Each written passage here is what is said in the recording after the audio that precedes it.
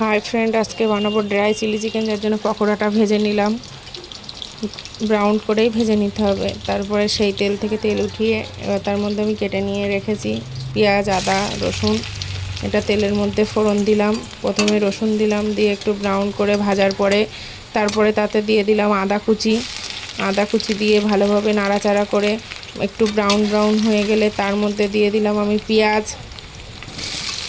পেঁয়াজটাও ভালো করে নাড়াচাড়া করে নিতে হবে।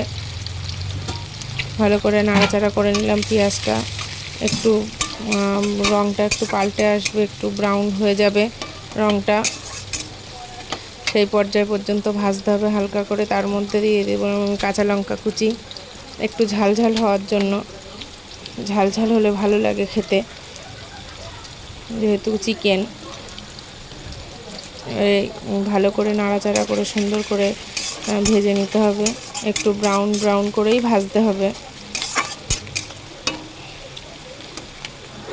এবার একে একে তার মধ্যে আমি দিয়ে দেবো, আমি একটা ডিমও দিয়েছিলাম, অপশনাল, দিলেও হয় না দিলেও হয়, দিলে টেস্ট লাগে। আমি সয়া সস দিয়ে দিলাম।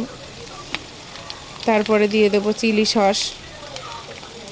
সসটা পরিমাণ মতো, যে যেরকম বানাবে চিকেনটা সেই পরিমাণ মতো দিলেই হবে। আমি এখানে 3 টেবিল চামচ মতো দিলাম। তারপরে দিয়ে দিলাম টমেটো সস, লাল টমেটো সসটা দিয়ে ভালো করে নাড়াচাড়া করে নিচ্ছি সুন্দর করে। ডিমটা দেওয়াতে খুব টেস্টি হয়েছিল, মানে জিনিসটা খেতে, আর কম সময়ের মধ্যেও হয়ে যায়।